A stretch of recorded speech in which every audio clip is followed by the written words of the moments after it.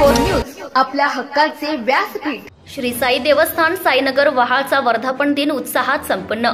उरण दिनांक 10 एप्रिल विठ्ठल ममताबादे।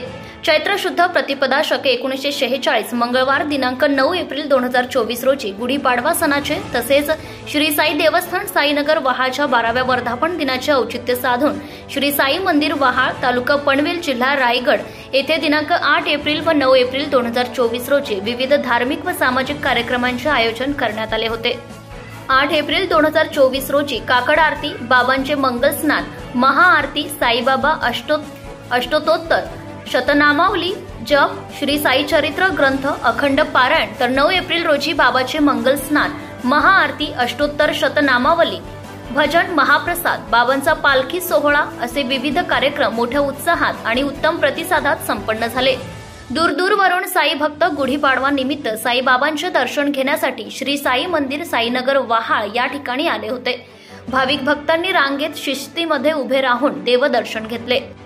महाराष्ट्राचे आराध्य दैवत श्री छत्रपती शिवाजी महाराज यांच्या कार्याचा, त्यांच्या विचारांचा प्रचार व प्रसार व्हावा, लहान मुलांवर चांगले संस्कार व्हावेत या दृष्टिकोनातून गुढीपाडव्याच्या शुभ मुहूर्तावर हिंदूंचे आराध्य दैवत छत्रपती शिवाजी महाराज यांचा पूर्णाकृती पुतळा श्री साई मंदिर साईनगर वहाळ तालुका पनवेल जिल्हा रायगड येथे बसवण्यात आला।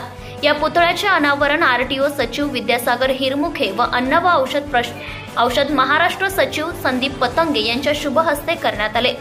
यावेळी माजी आमदार बाळाराम पाटील, पनवेल महानगरपालिकेचे माजी नगराध्यक्ष जयम म्हात्रे, नारायण शेठ घरत, काशीनाथ पाटील, माजी जिल्हा परिषद सदस्या पार्वतीताई पाटील, साई देवस्थानचे संस्थापक अध्यक्ष रवी शेठ पाटील, बाळाराम पाटील, जगन शेठ पाटील, अनंत पाटील, मोका मढवी, रायगड भूषण राजू मुंबईकर, शिरीष कडू, हबप रामकृष्ण महाराज, सुदीन पाटील, सुशील पाटील, धनंजय खरत, माजी सरपंच अरुण दापोलकर, तैमूर पाटील आदी विविध क्षेत्रातील मान्यवर साई भक्त मोठ्या संख्येने उपस्थित होते।